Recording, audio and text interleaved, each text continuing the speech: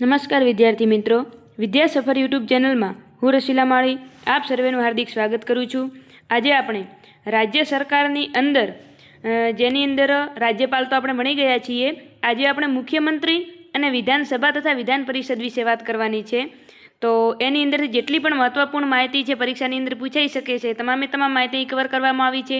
એ સિવાય કોઈ પણ એક ઓથેન્ટિક બુક લઈ અને અંદરથી તમારે રિવિઝન પણ થોડું કરતા રહેવાના, જેથી કરી અને કોઈ ફેક્ટ કદાચ અંદર ન હોય તો તમને મળી જાય। બને એટલે દરેક માહિતી કવર થઈ જાય એ રીતે લેવાનો પ્રયાસ કર્યો છે, પરંતુ લેક્ચર એટલા માટે હોય છે કે તમે પૂરેપૂરું બંધારણને સમજી શકો અને સાથે સાથે તમારે બુકમાંથી રિવિઝન પણ કરતા રહેવાનું છે। તો ચાલો એ શરૂઆત કરીશું। સૌપ્રથમ મુખ્યમંત્રી। હવે મુખ્યમંત્રી એટલે જ્યારે આપણે જોઈએ કે દેશની અંદર મુખ્ય વડા કોણ કહેવાય છે, કે સર્વોચ્ચ નેતા કહે તો કોણ આવે છે, તો કે બંધારણીય વડા કે તો રાષ્ટ્રપતિ આવે છે, અને આમ કોણ આવે છે તો કે વડાપ્રધાન આવે છે। એવી જ રીતે રાજ્યની અંદર જો આપણને પૂછે તો સર્વોચ્ચ સત્તા કોની જોડે હોય છે, તો કે મુખ્યમંત્રી જોડે હોય છે। સર્વોચ્ચ નેતા કોણ કહેવામાં આવે છે? મુખ્યમંત્રી। તો જો વાસ્તવિક રાજ્યના વાસ્તવિક વડા પૂછે તો મુખ્યમંત્રી આવે, દેશના વાસ્તવિક વડા પૂછે તો કોણ આવશે? વડાપ્રધાન આવશે। તો અહીં જુઓ, રાજ્ય સરકારના સરકારી વડા ભારતના નાગરિક હોવા જોઈએ। ઉંમર જો પૂછે તો 25 વર્ષ ઉંમર હોવી જોઈએ। નિમણૂક કે તો 6 મહિનામાં વિધાનસભા અથવા વિધાન પરિષદમાં ધારાસભ્ય હોવા જુઓ। જ્યારે એમની નિમણૂક થાય, નિમણૂકના 6 મહિનાની અંદર વિધાનસભા અથવા તો વિધાન પરિષદની અંદર પોતે સભ્ય બનેલ હોવા જોઈએ। જેમ આપણે વડાપ્રધાનની વાત કરી કે વડાપ્રધાન કેવું હતું, તો કે વડાપ્રધાન અને મુખ્યમંત્રી, રાષ્ટ્રપતિ અને રાજ્યપાલ, જેવી રીતે કેન્દ્રની અંદર છે એવી જ રીતે રાજ્યની અંદર છે, બંનેને કમ્બાઈન કરી અને તમારે યાદ રાખવાનું છે। તો કે વડાપ્રધાન આપણે શું હતું કે જ્યારે વડાપ્રધાન બને તો 6 મહિનાની અંદર શું લોકસભાના કે રાજ્યસભાના સભ્ય બનેલ હોવા જોઈએ। એવી જ રીતે જે મુખ્યમંત્રી છે એ પણ શું છે, તો કે 6 મહિનાની અંદર વિધાનસભા અથવા તો વિધાન પરિષદના ધારાસભ્ય હોવા જોઈએ। અનુચ્છેદ 164। હવે સૌપ્રથમ આવે છે મુખ્યમંત્રી માટે અનુચ્છેદ 164। સીએમની નિમણૂક રાજ્યપાલ કરશે। જોજો, મુખ્યમંત્રીની નિમણૂક કોણ કરે છે, તો કે રાજ્યપાલ કરશે। રાજ્યના અન્ય મંત્રીઓની નિમણૂક રાજ્યપાલ સીએમની પરામર્શથી કરશે। હવે જોજો, મુખ્યમંત્રીની નિમણૂક કે તો રાજ્યપાલ કરશે અને અન્ય મંત્રીઓની નિમણૂક પણ કોણ કરશે? રાજ્યપાલ, પરંતુ મુખ્યમંત્રીની પરામર્શથી। જે વ્યક્તિઓના નામ મુખ્યમંત્રી દર્જ કરે છે અથવા તો જેની ભલામણ કરે છે એમની નિમણૂક રાજ્યપાલ મંત્રી તરીકે કરે છે। મુખ્યમંત્રી અને તેની મંત્રી પરિષદ સંયુક્ત રીતે કે તો વિધાનસભાને જવાબદાર અને વ્યક્તિગત રીતે કે તો રાજ્યપાલને જવાબદાર। જેવી રીતે કેન્દ્રની અંદર હતી કે જે મંત્રીમંડળ છે સંયુક્ત રીતે કોને, તો કે લોકસભાને જવાબદાર હતું અને વ્યક્તિગત રીતે કે તો રાષ્ટ્રપતિને જવાબદાર। એવી જ રીતે અહીં જે ધારાસભ્યો છે એ વ્યક્તિગત રીતે કે તો રાજ્યપાલને જવાબદાર અને આખી વિધાનસભા જો આખું મંત્રીમંડળ પૂછે તો સંયુક્ત રીતે કે તો વિધાનસભાને જવાબદાર છે। હવે આમનો જે પગાર છે, પગાર શું છે, તો કે સામાન્ય રીતે પગાર ધારાસભ્ય તરીકે અને ભથ્થા સીએમ તરીકે મળતા હોય છે। એટલે કે જે મુખ્યમંત્રી જે છે એમને પગાર મુખ્યમંત્રી તરીકે નથી મળતો, પરંતુ કોના તરીકે, તો કે ધારાસભ્ય તરીકે મળે છે, અને એમને જે ભથ્થા છે એ મુખ્યમંત્રી તરીકે મળે છે। અને ક્યાંથી આપવામાં આવે છે, તો રાજ્યની સંચિત નિધિમાંથી। જેમ કેન્દ્રની અંદર કેન્દ્રની સંચિત નિધિમાંથી આપવામાં આવે, એવી જ રીતે રાજ્યની અંદર કે તો રાજ્યની સંચિત નિધિમાંથી આપવામાં આવે। શપથ કોણ લેવડાવશે, તો કે જે મુખ્યમંત્રી અને મંત્રીઓની નિમણૂક પણ રાજ્યપાલ કરશે અને શપથ પણ કોણ લેવડાવશે, તો કે રાજ્યપાલ લેવડાવશે। તો આ પણ ધ્યાન રાખજો કે મુખ્યમંત્રી અને મંત્રીઓને રાજ્યપાલ ઓફિસ અને ગુપ્તતાના શપથ લેવડાવે છે। અનુચ્છેદ 163। જો 164ની અંદર શું હતું કે રાજ્યપાલની નિમણૂક મુખ્યમંત્રીની નિમણૂક કોણ કરશે, તો કે રાજ્યપાલ કરશે।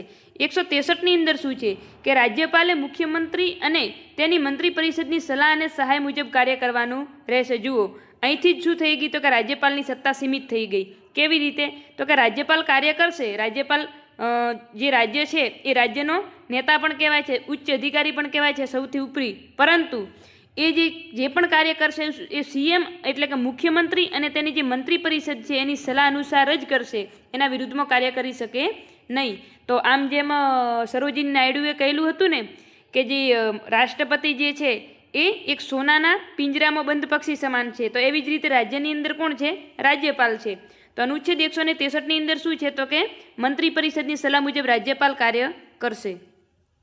અનુચ્છેદ 166ની અંદર આપણને પૂછે તો કે રાજ્યનો સુચારુ વહીવટ થઈ શકે તે માટેના કારોબારી નિયમો ઘડવાની સત્તા કોની જોડે છે, તો કે રાજ્યપાલ જોડે છે। જોજો, રાજ્યનો સારી રીતે વહીવટ થઈ શકે એના માટે કરીને કારોબારી નિયમો ઘડવાની સત્તા કોની જોડે છે? તો રાજ્યપાલ જોડે. અનુચ્છેદ 168ની અંદર શું છે? અનુચ્છેદ 168ની અંદર કહેવામાં આવ્યું છે કે રાજ્યની ધારાસભા, જુઓ કોનો ઉલ્લેખ છે? તો કે રાજ્યની ધારાસભા. હવે ધારાસભાની અંદર શું શું? તો કે રાજ્ય વિધાનમંડળ, વિધાનમંડળમાં વિધાનસભા, વિધાન પરિષદ અને રાજ્યપાલ, ત્રણ આવી ગયા. જુઓ અનુચ્છેદ 168ની અંદર ધારાસભાનો ઉલ્લેખ છે. ધારાસભા એટલે કે રાજ્યનું વિધાનમંડળ. જે રાજ્યનું જે વિધાનમંડળ છે એની અંદર કોનો સમાવેશ થાય? જેમ પેલાની અંદર જેમ સંસદ હતું તો સંસદમાં કોનો સમાવેશ થતો? લોકસભા, રાજ્યસભા અને રાષ્ટ્રપતિ. એવી જ રીતે રાજ્ય વિધાનમંડળની અંદર કોનો સમાવેશ થાય? તો કે વિધાનસભા, વિધાન પરિષદ અને ગવર્નર એટલે કે રાજ્યપાલ. તો સૌપ્રથમ આપણે જોઈશું વિધાન પરિષદ. હવે વિધાન પરિષદની અંદર જેટલા પણ જે ઇમ્પોર્ટન્ટ જે માહિતી છે એ આજે આપણે કવર કરી લઈશું. તો અનુચ્છેદ 169, અનુચ્છેદ 169ની અંદર શું છે? તો કે વિધાન પરિષદની રચના અને નાબૂદીની સત્તા કોની જોડે છે? તો કે સંસદ જોડે છે. જો ખાસ ધ્યાન રાખજો, વિધાન પરિષદ જે છે એની રચના અને નાબૂદી એટલે કે એમને રદ કરવી એની સત્તા વિધાનસભા જોડે નથી, પરંતુ કોની જોડે છે? તો કે સંસદ જોડે છે. હવે એક વસ્તુ એ પણ ધ્યાન રાખજો કે વિધાન પરિષદ જે છે એ દરેક રાજ્યની અંદર નથી, પરંતુ વસ્તી પ્રમાણે જે અમુક રાજ્યની અંદર વિધાનસભા તો દરેકની અંદર છે, પરંતુ વિધાન પરિષદની રચના અમુક રાજ્યોની અંદર જ કરવામાં આવેલ છે. તો કયા રાજ્યો છે એ પણ આપણે આગળ જોઈશું. વિધાન પરિષદની રચના જે છે અને તેમની નાબૂદી કરવાની સત્તા કોની જોડે છે? તો કે સંસદ જોડે છે. રચના અને નાબૂદીની પ્રક્રિયા શું છે? તો કે જે તે રાજ્યની વિધાનસભામાં વિશિષ્ટ બહુમતીથી પ્રસ્તાવને સમર્થન મળવું જરૂરી છે. જો ધ્યાન રાખજો કે જે રાજ્યની અંદર વિધાન પરિષદની રચના કરવાની હોય એની અંદર સૌપ્રથમ તો શું કે એ રાજ્યની જે વિધાનસભા છે એની અંદરથી વિશિષ્ટ બહુમતીથી પ્રસ્તાવ પારિત થવો જોઈએ. એટલે કે પ્રસ્તાવને પહેલાં તો સમર્થન મળવું જોઈએ, કે પ્રસ્તાવ લાવવા માટે જ સમર્થન કેટલું આવવું જોઈએ? તો કે હાજરના 2/3 પ્લસ કુલના 50%. આ પણ ધ્યાન રાખજો. વિશિષ્ટ બહુમતીથી પ્રસ્તાવને સમર્થન મળવું જોઈએ. હાજરના 2/3, વિશિષ્ટ એટલે કેવું? તો કે હાજરના 2/3 એટલે કે 66% અને કુલના 50%. ત્યારબાદ શું છે? તો કે સંસદમાં મોકલવામાં આવશે. પહેલાં તો વિધાનસભામાંથી પારિત થઈ જાય, વિધાનસભામાંથી પારિત થયા પછી એને સંસદમાં મોકલવામાં આવશે. હવે વિધાનસભાવાળે જો રાજ્યએ મંજૂરી આપી દીધી હોય કે ના ભાઈ અમારે વિધાન પરિષદ બનાવવી છે અને સંસદને કહે, તો પછી સંસદ શું કરશે? એને સાદી બહુમતીથી સમર્થન આપશે. તો એ પ્રસ્તાવને વિધાનસભાની રચના પ્લસ નાબૂદીનો જે રચનાનો પ્રસ્તાવ હોય કે નાબૂદીનો પ્રસ્તાવ હોય, પરંતુ એ પ્રસ્તાવ રાજ્યની વિધાનસભાની અંદરથી કેમ તો વિશિષ્ટ બહુમતીથી પસાર થશે. અને ત્યારબાદ જ્યારે એ પ્રસ્તાવ સંસદની અંદર જાય છે ત્યારે એ સાદી બહુમતીથી પસાર થાય છે. તો માત્ર રચનાનો જ નહીં, પરંતુ રચના અને નાબૂદી બંનેનો જે પ્રસ્તાવ છે એ સાદી બહુમતીથી સમર્થન મળવું જરૂરી. ક્યાં? તો કે સંસદની અંદર. હવે વિધાન પરિષદ કેટલા રાજ્યોની અંદર આવેલી છે એ આપણે જોઈ લઈએ કે વિધાન પરિષદ ધરાવતા રાજ્યો કેટલા છે? તો કે તું બી મજા કર. આપણે વિદ્યાસફર યુટ્યુબ જે ચેનલ છે આપણી, એની અંદર શોર્ટ વિડીયોની અંદર આપણે ટ્રીક ક્યારની મૂકી દીધી છે કે તું બી મજા કર. એટલે કે વિધાન પરિષદ ધરાવતા જે રાજ્યો છે, ઘણી વખત પરીક્ષાની અંદર પ્રશ્ન પૂછાય છે. કેન્દ્રની પરીક્ષાની અંદર પણ કેટલી વાર પૂછાઈ ગયું, અને આપણા જે ગુજરાતની જે એક્ઝામ છે એની અંદર પણ આ પ્રશ્ન આવી ગયો છે કે નીચેનામાંથી કેટલા રાજ્યોની અંદર વિધાન પરિષદ છે અને કેટલા રાજ્યોની અંદર છે અને કઈ આવી ઘણી વખત નામ પણ કદાચ પૂછી દેતા હોય છે. તો એ પણ તમારે ધ્યાન રાખવાનું છે. હમણાં તાજેતરમાં જ ગુજરાત સરકારની કોઈક એક્ઝામ લેવાઈ છે, એની અંદર આ પ્રશ્ન પૂછાઈ ગયો છે કે નીચેનામાંથી કયા રાજ્યની અંદર વિધાન પરિષદ છે. શાયદ મને લાગે રેવન્યુ તલાટીની જે હાલ એક્ઝામ ગઈ એની પ્રિલિમ્સની અંદર આ પ્રશ્ન પૂછાઈ ગયો છે. પેપર ઉઠાવી અને જોઈ લેજો. તો તું બી મજા કર. તું બી મજા કરની અંદર શું છે? તું એટલે કે તેલંગાણા, યુ એટલે કે યુપી, બી એટલે કે બિહાર, પછી મજામાં એમ એટલે કે મહારાષ્ટ્ર, એ એટલે કે આંધ્રપ્રદેશ અને કર એટલે કે કર્ણાટક. તો આવી રીતે તમારે યાદ રાખવાનું છે. તું બી મજા કર, તું ઉપરથી તમારે તેલંગાણા યાદ રાખવાનું છે. યુ એટલે કે યુપી. તો કયા રાજ્યની અંદર વિધાન પરિષદ છે? તેલંગાણા, ઉત્તર પ્રદેશ, બિહાર, મહારાષ્ટ્ર, કર્ણાટક અને આંધ્રપ્રદેશ. તો આ પણ ખાસ ધ્યાન રાખજો. હવે બીજી વસ્તુ શું ધ્યાન રાખવાની? તો કે તેલંગાણાની અંદર જો પૂછે તો કેટલી સીટો છે? 40. હવે આપણે દરેકની સીટો યાદ નથી રાખવાની, એક માત્ર કોની રાખવાની છે? તો કે યુપીની. ઉત્તર પ્રદેશની અંદર વિધાન પરિષદની અંદર કે તો કેટલી છે? તો કે 100 સીટો. તો આ તમારે ખાસ ધ્યાન રાખવાનું છે. તો તેલંગાણામાં 40, યુપીમાં 100, બિહારમાં 75, મહારાષ્ટ્રમાં 78, કર્ણાટકમાં 75 અને આંધ્રપ્રદેશની અંદર 58. તો સૌથી વધુ આપણે યાદ રાખવાનું છે યુપીની અંદર કે તો વિધાન પરિષદની અંદર કેટલી સીટો છે 100. તો તમારે આ ટ્રીક ખાસ યાદ રાખવાની છે કે તું બી મજા કર એટલે કે વિધાન પરિષદ કેટલા રાજ્યોની અંદર આવેલી છે તો કેટલા રાજ્યો છે તો 6 રાજ્યોની અંદર તેલંગાણા, યુપી અને બિહાર, મહારાષ્ટ્ર, આંધ્રપ્રદેશ ને કર્ણાટક. હવે વિધાન પરિષદ જે છે એની રચના કેવી રીતે થાય છે, એની અંદર કેટલા સભ્યો ભાગ લે છે અને કોણ કોણ એમની નિમણૂક કરે છે એ વસ્તુ હવે આપણે જોવાની છે. તો વિધાન પરિષદમાં ન્યૂનતમ સંખ્યા કે તો કેટલી હોવી જોઈએ 40 સભ્યોની. ખાસ ધ્યાન રાખજો, વિધાન પરિષદની અંદર જો ઓછામાં ઓછી આપણને સંખ્યા કહે તો કેટલી હોવી જોઈએ કે ઓછામાં ઓછા કેટલા સભ્યો હોવા જોઈએ તો કે 40 સભ્યો હોવા જોઈએ. અને મહત્તમ જો પૂછે તો કે વિધાનસભાના 1/3 સભ્યો. ખાસ ધ્યાન રાખજો, ઓછામાં ઓછા 40 હોવા જોઈએ અને વધુમાં વધુ કહેતો કે વિધાનસભાની જે કુલ સંખ્યા છે, વિધાનસભાના જે સભ્યો છે, જે આપણે જે એમએલએ કહેવાય છે, તો એ ટોટલ એમએલએના 1/3 જે સભ્ય છે એ મહત્તમ સંખ્યા એટલી હોવી જોઈએ. તો ખાસ ધ્યાન રાખજો કે વિધાન પરિષદની અંદર ઓછામાં ઓછી સંખ્યા કે તો 40. આ પણ પ્રશ્ન પૂછાઈ ગયો છે. વિધાન પરિષદની અંદર ઓછામાં ઓછી સંખ્યા કે તો 40 અને વધુમાં વધુ જો સંખ્યા કે તો કેટલી છે તો કે મહત્તમ સંખ્યા પૂછે તો કે વિધાનસભાની 1/3. આ પણ લગભગ રેવન્યુ તલાટીની અંદર જ હતો, પરંતુ આ પ્રશ્ન શાયદ કંઈક રદ કરેલ છે. એ લોકોએ 40 અને 60 ને કંઈક અપવાદવાળું આપી દીધું હતું એટલા માટે. તો આ પણ ધ્યાન રાખજો. આ પણ પરીક્ષાની અંદર પ્રશ્નો અહીંયાથી જ પૂછાય છે. ખાસ તમે જે ફેક્ટ કરો એના કરતાં પ્રશ્નો અહીંયાથી પૂછાય છે. કયા પ્રકારની બહુમતી હોય, કયા રાજ્યોની અંદર આવેલી છે વિધાન પરિષદ, અથવા તો કેટલા રાજ્યોની અંદર એ સંખ્યા પણ પૂછાઈ શકે. અહીંયા જો આ પ્રશ્ન બેઠો પૂછાઈ ગયો, વિધાન પરિષદમાં ન્યૂનતમ સભ્ય સંખ્યા કે તો કેટલી હોવી જોઈએ તો અહીંયા યાદ રાખજો 40 અને મહત્તમ કે તો વિધાનસભાની 1/3. અનુચ્છેદ 171. અનુચ્છેદ 171ની અંદર શું છે કે વિધાન પરિષદમાં સભ્ય સંખ્યા એટલે કે બેઠક. અનુચ્છેદ 171ની અંદર વિધાન પરિષદની બેઠકો છે કે કેટલી બેઠકો એ તો આપણે જોઈ લીધું કે ઓછામાં ઓછી કેટલી હોવી જોઈએ તો કે 40. તો અનુચ્છેદ 171ની અંદર બેઠક છે. હવે વિધાન પરિષદની સંરચના આપણે જોઈએ કે વિધાન પરિષદની સંરચના એટલે કે અંદરથી સભ્યો કેવી રીતે આવે છે તો કે 1/3 એટલે કે 33% સભ્યો જે છે એ વિધાનસભાના સભ્યો દ્વારા ચૂંટવામાં આવે એટલે કે નિમણૂક કરવામાં આવે. ખાસ ધ્યાન રાખજો કે 1/3 જે સભ્યો છે વિધાનસભાના સભ્યો દ્વારા ચૂંટવામાં આવે, 1/3 સભ્યો સ્થાનિક સ્વરાજ્યની સંસ્થાઓ દ્વારા, 1/6 સભ્યો રાજ્યપાલ દ્વારા નિમણૂક કરવામાં આવે છે, 1/12 એટલે કે 12મા ભાગના સભ્યો જે છે એ રાજ્યના અધ્યાપકો એટલે કે જે શિક્ષકો જે સ્નાતક શિક્ષકો જે થઈ ગયા છે, શિક્ષકો જે છે પ્રોફેસરો એમના દ્વારા, અને 1/12 એટલે કે રાજ્યના સ્નાતક વિદ્યાર્થીઓ જે છે એમના દ્વારા ચૂંટવામાં આવે છે. તો ખાસ ધ્યાન રાખજો કે વિધાન પરિષદની અંદર 1/3 એટલે કે 3 ભાગના સભ્યો વિધાનસભાના સભ્યો દ્વારા ચૂંટવામાં આવશે, 3 ભાગના સભ્યો કે તો સ્થાનિક સ્વરાજ્યની સંસ્થાઓ દ્વારા એટલે 33 ને 33.33 એટલે 66.66 થઈ ગયા. ત્યારબાદ 1/6 સભ્યો જે છે એ રાજ્યપાલ દ્વારા નિમણૂક કરવામાં આવે છે અને 1/12 ને 1/12 એ રાજ્યના શિક્ષકો દ્વારા અને સ્નાતક વિદ્યાર્થીઓ દ્વારા. તો આ પણ ધ્યાન રાખજો, ટોટલ થઈને કેટલા થઈ જાય તો 1 એટલે કે પૂરેપૂરા સભ્યો થઈ ગયા જે 100% થઈ જાય છે.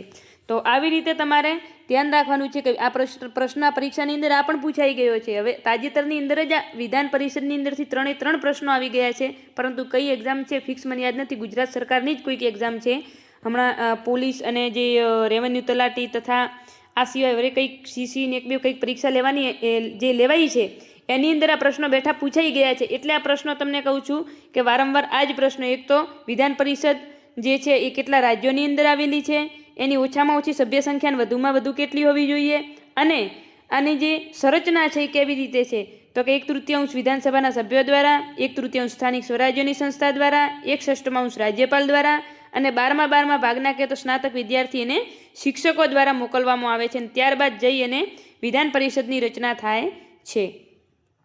ત્યારબાદ આવે છે વિધાનસભા. જુઓ, વિધાન પરિષદ તો તમે જોઈ લીધું કે આપણે જોઈ લીધું કે વિધાન પરિષદની અંદર સંરચના કેવી રીતે, બેઠકો કઈ રીતે. હવે આવે છે જે મહત્વનું ગૃહ છે કે જે દરેક રાજ્યની અંદર હોય છે, તો એ કયું છે તો કે વિધાનસભા આવે છે.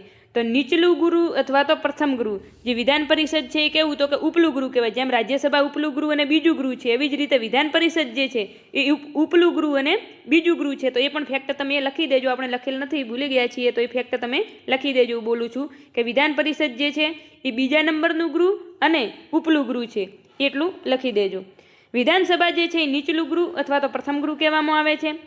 વિધાન પરિષદ જુઓ અહીંયા આપણે દર્શાવી દીધું કે ઉપલું ગૃહ ચૂંટણી કે તો અપ્રત્યક્ષ રીતે થાય, અને લાયકાત કે તો નાગરિક 30 વર્ષનો હોવો જોઈએ અને લાભનું પદ ધરાવતો હોવો જોઈએ નહીં. કોની અંદરતા વિધાન પરિષદની છે, ઉપલું ગૃહ છે, ચૂંટણી અપ્રત્યક્ષ રીતે થતી હોય છે. હવે વિધાનસભા જે છે તો વિધાનસભાની અંદર શું છે તો કે અનુચ્છેદ 170ની અંદર વિધાનસભાનો ઉલ્લેખ કરવામાં આવે છે. કયા અનુચ્છેદની અંદર? અનુચ્છેદ 170ની અંદર વિધાનસભાનો ઉલ્લેખ છે. ન્યૂનતમ કે તો કેટલી 60 સભ્યો સંખ્યા હોવી જોઈએ અને વધુમાં વધુ કે તો કેટલી હોવી જોઈએ? 500. તો આ પણ પ્રશ્ન પૂછાઈ ગયો છે.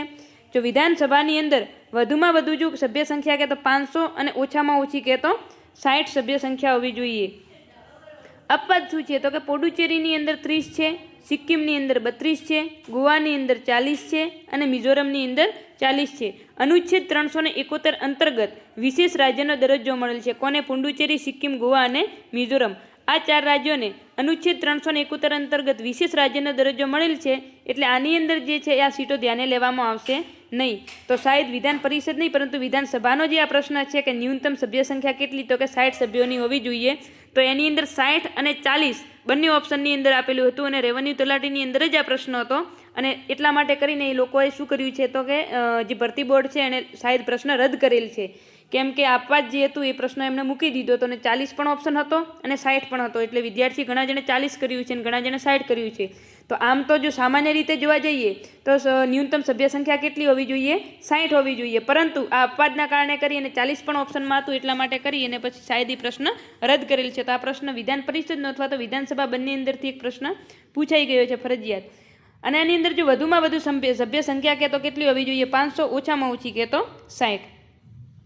વિશેષ રાજ્યનો દરજ્જો કોને મળેલ છે તો પુડુચેરી, સિક્કિમ, ગોવા અને મિઝોરમ. ખાસ યાદ રાખજો. અને તમારે આ જે છે અહીંયા કાઉન્સની અંદર સાઈડમાં લખી દેવાનું PYQ, જેથી કરીને તમે રિવિઝન કરતા હો તો તમને ધ્યાનમાં રહે કે કયા પ્રકારના પ્રશ્નો તાજેતરમાં પૂછાય છે.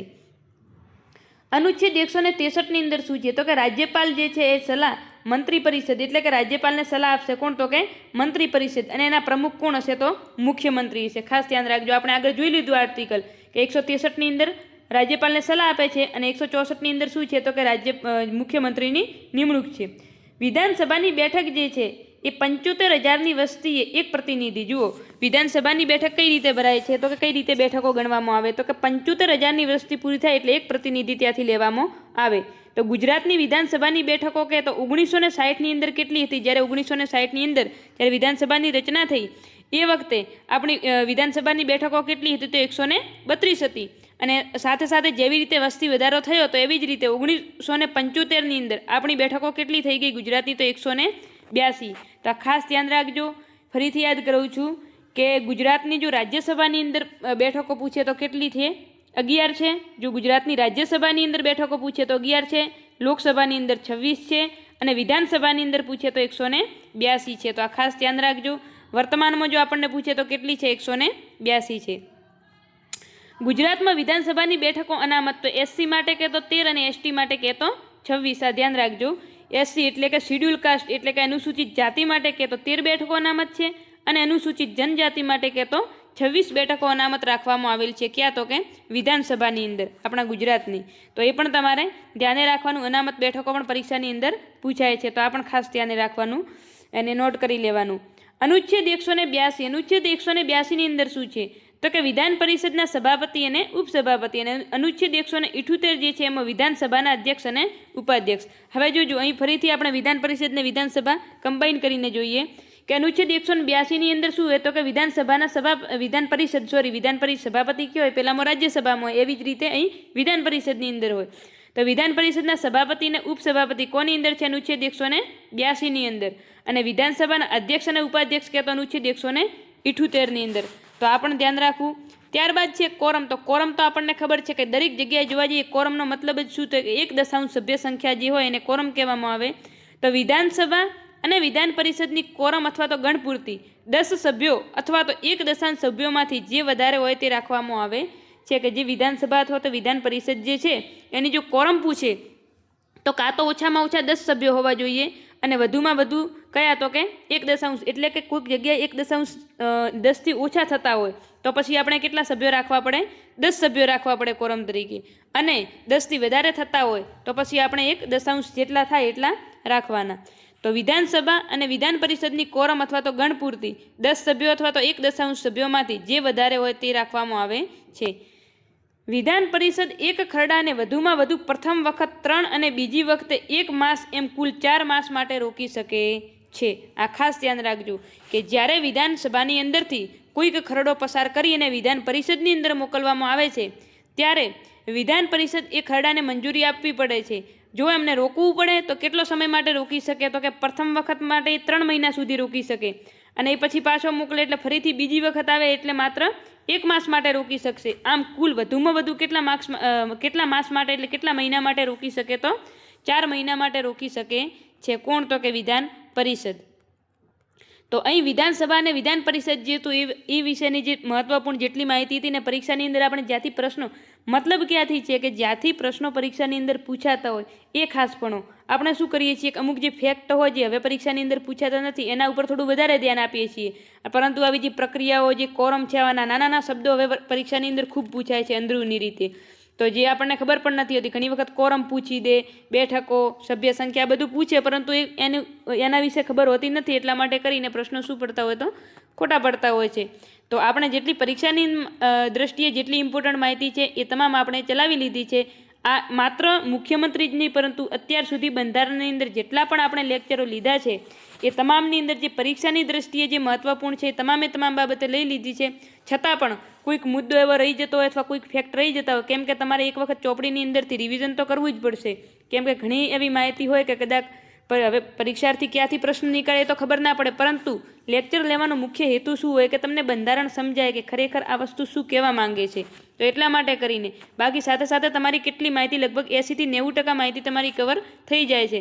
બાકી અમુક થોડા ઘણી જે બાકી રહે અથવા કોઈક ફેક્ટ બાકી રહે તો તમને આગળ પણ કીધેલ છે કે એક પેજ તમારે કોરું રાખવાનું કે જેથી કરીને ક્યાંકથી ફેક્ટ મળે તો અંદર લખી લેવો, અથવા તો કરંટની અંદર કોઈક એવો મુદ્દો આવ્યો હોય અથવા કોઈક એવો નિયમ લાગુ પડ્યો હોય તો તમારે ફટ દઈ અને અંદર ઉમેરવા થાય। તો હવે આપણે જોઈશું કે અત્યાર સુધીના ગુજરાતના જે મુખ્યમંત્રીઓ થઈ ગયા છે એ મુખ્યમંત્રીઓ વિશે જોવાનું છે। સૌ પ્રથમ છે ડૉક્ટર જીવરાજ મહેતા 1960 થી 1963। તો ધ્યાન રાખજો, સૌ પ્રથમ જીવરાજ મહેતા, સમયગાળો કે તો 1960 થી 63 એટલે 3 વર્ષનો સમયગાળો છે।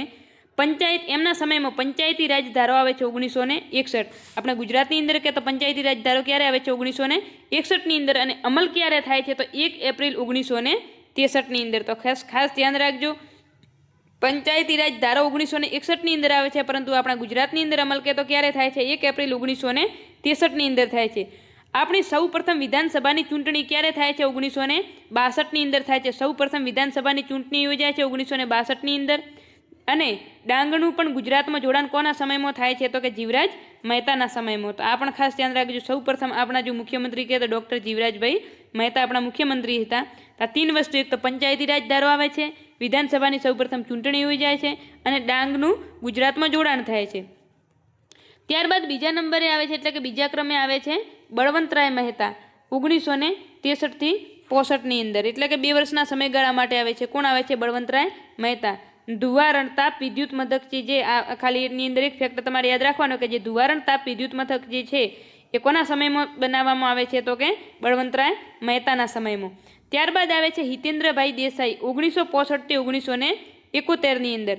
તો ગુજરાતનું પાટનગર અમદાવાદથી ગાંધીનગર લઈ ગયા આપણે, ક્યારે? 1971ની અંદર ગુજરાતનું પાટનગર અમદાવાદ, પહેલાં આપણું પાટનગર પૂછે ગુજરાતનું પાટનગર તો ક્યાં હતું તો અમદાવાદની અંદર હતું, અને વર્તમાનની અંદર ક્યાં છે તો કે ગાંધીનગરની અંદર છે। તો હિતેન્દ્રભાઈ દેસાઈના સમયમાં આપણું પાટનગર બદલાય છે, અમદાવાદથી ક્યાં લઈ જવામાં આવે છે તો ગાંધીનગર। વર્ષ પૂછે તો 1971ની અંદર।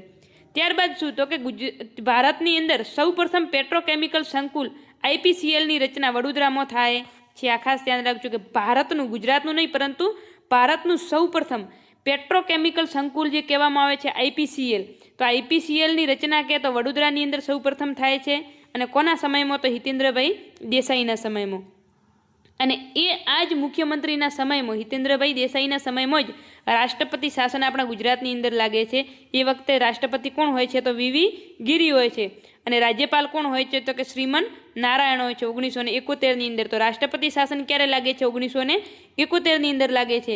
કોણ હોય છે રાજ્યપાલ? તો શ્રીમન નારાયણ હોય છે, અને રાષ્ટ્રપતિ કહે તો કોણ હોય છે? VV ગિરીના સમયમાં। તો પ્રશ્ન કદાચ એવો પણ પૂછી શકે કે કયા રાષ્ટ્રપતિના સમયમાં ગુજરાતની અંદર, આમ તો 4 વખત રાષ્ટ્રપતિ શાસન લાગેલ છે, 3-4 વખત કંઈક, પરંતુ એમ પૂછે કે હિતેન્દ્રભાઈ દેસાઈના સમયમાં જ્યારે રાષ્ટ્રપતિ શાસન લાગ્યું તો એ વખતે ભારતના રાષ્ટ્રપતિ કોણ હતા તો કોણ આવશે? VV ગિરી આવશે। રાષ્ટ્રપતિ પૂછે તો પણ ખબર હોવી જોઈએ, રાજ્યપાલ કે તો શ્રીમન નારાયણ, અને મુખ્યમંત્રી કે તો હિતેન્દ્રભાઈ દેસાઈ. ત્યારબાદ આવે છે ઘનશ્યામભાઈ ઓઝા. ઘનશ્યામભાઈ ઓઝા 1972થી 1973નો સમયગાળો છે. માધ્યમિક શિક્ષણ બોર્ડની રચના. તો માધ્યમિક શિક્ષણ બોર્ડ જે આપણા વર્તમાનમાં જે શરૂ છે, ઉચ્ચતર માધ્યમિક શિક્ષણ બોર્ડ, માધ્યમિક શિક્ષણ બોર્ડ, તો આ માધ્યમિક શિક્ષણ બોર્ડની જે રચના છે કોના સમયમાં થાય છે? તો ઘનશ્યામભાઈ ઓઝાના સમયમાં. ત્યારબાદ આવે છે ચીમનભાઈ પટેલ. 1973-1974, એટલે કે 1 વર્ષ માટે આવે છે. કોણ? ચીમનભાઈ પટેલ. તો એ શું કરે છે? તો કે નવનિર્માણ આંદોલન જે છે એમના સમયમાં થાય છે. અને નર્મદા બોન્ડ. આ ખાસ પ્રશ્ન ધ્યાન રાખજો. આ ભૂતકાળની અંદર આ પ્રશ્ન ખૂબ પૂછાઈ ગયો છે. નર્મદા બોન્ડનો જે પ્રશ્ન જે છે, નર્મદા બોન્ડ કોના સમયમાં આવે છે? તો ચીમનભાઈ પટેલના સમયમાં. તો આ પણ ધ્યાને રાખજો. નર્મદા બોન્ડ પૂછે તો ચીમનભાઈ પટેલ તમારે યાદ રાખવાનું. અને નવનિર્માણ આંદોલન કહે તો પણ કોણ હતા? ચીમનભાઈ પટેલના સમયમાં. ત્યારબાદ આવે છે બાબુભાઈ જસભાઈ પટેલ. એટલે કે બાબુભાઈ પટેલ જે છે 1975થી 76ના સમયગાળામાં. તમામ વહીવટ ગુજરાતી ભાષામાં. જોજો, ગુજરાતનો જે તમામ વહીવટ જે છે એ વહીવટ ગુજરાતી ભાષામાં લાવનાર કોણ હતા? તો બાબુભાઈ પટેલ. અને મચ્છુ ડેમ જે હોનારત જે થાય છે, આપણે મચ્છુ ડેમ જે હોનારત થાય છે, તો એ હોનારત પણ કોના સમયમાં થાય છે? બાબુભાઈ પટેલના સમયમાં થાય છે. તો બાબુભાઈ પટેલમાં બે ફેક્ટ છે. કયા? એક તો જે ગુજરાતી ભાષાનું તમામ જે વહીવટી કાર્ય છે કોના સમયમાં? તો કે બાબુભાઈ પટેલના સમયમાં. અને મચ્છુ ડેમ હોનારત છે એ પણ બાબુભાઈના સમયમાં થાય છે. ત્યારબાદ છે માધવસિંહ સોલંકી. ટૂંકમાં યાદ ન રહે ને તો તમારે આમ યાદ રાખવાનું કે બાબા પૂરાયા બચાલો. શું યાદ રાખવાનું? બાબુ પૂરાયું બચાલો એમ. એટલે કે બાબા પૂરાયું બચાવી લો. એટલે કે મચ્છુ ડેમ હોનારત જે થાય છે, પૂરાવે છે, તો બાબુભાઈ જસભાઈ પટેલના સમયમાં. અને જે આપણા બાપુ હોય એ જ આપણી ભાષાને આગળ વધારે. એટલે કે બાબુભાઈ કે તો ગુજરાતી ભાષામાં વહીવટી કે કાર્ય તો બાબુભાઈ પટેલ. તો આ તો તમને હવે યાદ રહી જશે. ત્યારબાદ આવે છે માધવસિંહ સોલંકી. માધવસિંહ સોલંકી જો પૂછે તો કે જીએનએફસીની સ્થાપના જો પૂછે તો કોના સમયમાં થાય છે? તો માધવસિંહ સોલંકીના સમયમાં. 1880થી 85ના સમયમાં જ્યારે એમનો સમયગાળો છે, 2 વખત માધવસિંહ સોલંકી. એક તો 1976થી 77નો સમયગાળો અને 80થી 85ના સમયગાળા સમય મધ્યાહન ભોજન યોજના શિક્ષણમાં કન્યા કેળવણીની નિઃશુલ્ક કરાઈ. જુઓ, એક તો મધ્યાહન ભોજન યોજના આવે છે અને બીજું શું છે? તો કે શિક્ષણની અંદર કન્યા કેળવણીને નિઃશુલ્ક એટલે કે મફત કરવામાં આવી છે. તો કોણે કરી છે? તો માધવસિંહ સોલંકી. તો ખાસ આ મહત્વપૂર્ણ છે આપણા માટે મુખ્યમંત્રી, કે કન્યા કેળવણીને શિક્ષણની અંદર કન્યા કેળવણી મુફ્ત એટલે કે નિઃશુલ્ક કરવાનો શ્રેય કોને જાય છે? તો માધવસિંહ સોલંકીને. અને બીજું કે ગુજરાતની અંદર મધ્યાહન ભોજન યોજના. આ મધ્યાહન ભોજન યોજના જે છે એ લાવનાર કોણ હતા? તો માધવસિંહ સોલંકીના પ્રયત્નોથી આવે છે. અને ત્યારબાદ જીએનએફસીની સ્થાપના પણ પૂછે તો કોના સમયમાં? માધવસિંહના સમયમાં. ત્યારબાદ આવે છે સુરેશ મહેતા. ટૂંકમાં યાદ ન રહે ને તો તમારે માધવ એટલે કે કૃષ્ણ બધાના પેટ ભરે. આ વર્તમાનમાં આપણે જો એમ કહેવા જઈએ ને તો નહીં કહેતા કે ભગવાન બધાનું પેટ ભરે. તો મધ્યાહન ભોજન યોજના કહેતો માધવસિંહના સમયમાં. અને બાકી મહિલાઓ તરફ પણ એમ કે ગોપીઓ તરફ પણ કોણ જોવે? તો કે કૃષ્ણ. એમનો સહારો કોણ બને છે? કૃષ્ણ. માધવ બને છે. તો કન્યા કેળવણીની નિઃશુલ્ક કોના સમયમાં કરવામાં આવે છે? તો માધવસિંહ સોલંકીના સમયમાં. ત્યારબાદ આવે છે સુરેશભાઈ મહેતા. સુરેશભાઈ મહેતા છે 1995થી 96નો જે સમયગાળો છે. સરસ્વતી સાધન યોજના. જોજો, કઈ છે સરસ્વતી સાધન? એટલે કે મફત સાયકલ જે છે માધ્યમિક ધોરણમાં જે આપવામાં આવે છે સાયકલો, તો એ સાયકલ એટલે કે સરસ્વતી સાધન યોજના હેઠળ આપવામાં આવે છે. આ કોના સમયમાં શરૂ થાય છે? તો કે સુરેશ મહેતાના સમયમાં. તો સરસ્વતી સાધન યોજના છે એ સુરેશ મહેતાના સમયમાં આવે છે. અને આ સરસ્વતી સાધન યોજના શું છે એ તમારે એક વખત ગૂગલ ઉપર અથવા સર્ચ કરીને જોઈ લેવાની છે. કેમ? હવે નવો જે સીસીનો જે સિલેબસ આવે છે એની અંદર યોજનાઓનો ખૂબ મોટો ભાર છે. અને પીએસઆઈના સિલેબસની અંદર પણ યોજનાઓનો ઘણો એવો ગુણભાર છે. તો હવે જેટલી પણ યોજનાઓ અત્યાર સુધી આવી છે, જ્યાં ગોકુળ ગ્રામ યોજના કહો, સરસ્વતી સાધન યોજના કહો, અથવા તો આગળ જેટલી પણ યોજનાઓ આવેલ છે અને વર્તમાનની અંદર પણ અમલમાં છે, એવી યોજનાઓ તો ખાસ કરી લેવાની છે. તો સુરેશભાઈ મહેતા કે તો સરસ્વતી સાધન યોજના. ત્યારબાદ આવે છે કેશુભાઈ પટેલ. કોણ આવે છે? કેશુભાઈ પટેલ. તો કેશુભાઈ પટેલ જે છે એમના સમયમાં ગોકુળ ગ્રામ યોજના આવે છે. તો સરસ્વતી સાધન સુરેશભાઈ ઉપરથી યાદ રાખવાનું છે. સુરેશભાઈ સરસ્વતી સાધન અને કેશુભાઈ કે તો ગોકુળ ગ્રામ યોજના. તો કેશુભાઈ પટેલના સમયમાં ગોકુળ ગ્રામ યોજના આવે છે. હવે થોડાક ફેક્ટ જોઈ લઈએ કે ગુજરાત વિધાનસભાના પ્રથમ અધ્યક્ષ કે તો કોણ હતા? કલ્યાણજી મહેતા. ખાસ ધ્યાન રાખજો, ગુજરાત વિધાનસભાના પ્રથમ અધ્યક્ષ કે તો કલ્યાણજી મહેતા હતા. ત્યારબાદ ઉપાધ્યક્ષ કે તો અંબાલાલ શાહ. ઉપાધ્યક્ષ કોણ હતા? અંબાલાલ શાહ હતા. સૌથી વધુ મુખ્યમંત્રી પદ પર રહેનાર કે તો સિક્કિમની અંદર કોણ છે? પવન ચામલિંગ. આ ભારતની વાત છે કે આખા ભારતની અંદર સૌથી વધુ મુખ્યમંત્રી પદ ઉપર એટલે કે સૌથી લાંબા સમય સુધી સૌથી વધુ વખત સૌથી લાંબા સમય સુધી એમ કહેવાય કે જે મુખ્યમંત્રી તરીકે કોણ રહેલ છે તો કે પવન ચામલિંગ જે છે એ 23 વર્ષ મુખ્યમંત્રી તરીકે કાર્યભાર સંભાળ્યો છે. કોણે તો કે પવન ચામલિંગે. અને કોના તો કે સિક્કિમના મુખ્યમંત્રી તરીકે. તો આ પણ ખાસ ધ્યાન રાખજો. આપણા ગુજરાતની બાબતે તો પ્રથમ અધ્યક્ષ કે વિધાનસભાના તો કલ્યાણજી મહેતા અને ઉપાધ્યક્ષ કે તો અંબાલાલ શાહ. પ્રથમ મુખ્યમંત્રી કે તો કોણ આવશે? જીવરાજભાઈ મહેતા. પ્રથમ રાજ્યપાલ કે તો મહેંદી નવાજ જંગ. તો એ પણ તમે યાદ રાખજો. હવે ધારાસભ્યનો પદ ખાલી ક્યારે પડશે તો કે એક તો કાર્યકાળ પૂર્ણ થાય ત્યારે રાજીનામું આપે. આ તો સ્વાભાવિક બાબતો છે, જે ખબર પડી જશે કે એક તો કાર્યકાળ પૂર્ણ થાય ત્યારે રાજીનામું આપે ત્યારે. રાજીનામું કોને આપશે તો કે સ્પીકરને એટલે કે વિધાનસભાના જે અધ્યક્ષ છે એમને આપશે.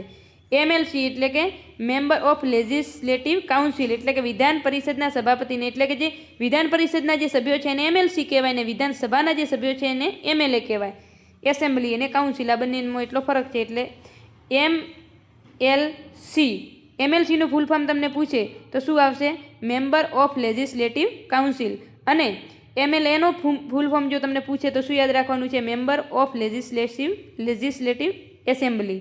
તો એ પણ તમે નોંધી લેજો. તો એમએલસી જે છે એ કોને આપશે તો કે વિધાન પરિષદના સભાપતિને આપશે. અને જે વિધાનસભાના જે સભ્યો એટલે કે જે ધારાસભ્યો એટલે કે એમએલએ જે છે એ કોને આપશે તો કે વિધાનસભાના અધ્યક્ષને આપશે. સતત 60 દિવસ સુધી ગેરહાજર રહે, 60 દિવસ ઉપર જે ગેરહાજર રહે તો પણ એમનું કાર્યકાળ એમનું સભ્યપદ શું છે તો કે ખાલી પડશે. અને બેવડી સભ્યતા જો ધરાવતા હોય કે વિધાનસભાનો પણ સભ્ય હોય ને વિધાન પરિષદનો પણ સભ્ય હોય ને બંનેમાંથી એકની અંદર રાજીનામું ના આપે તો પણ પછી શું થશે? તો એમનો કાર્યકાળ રદ થશે.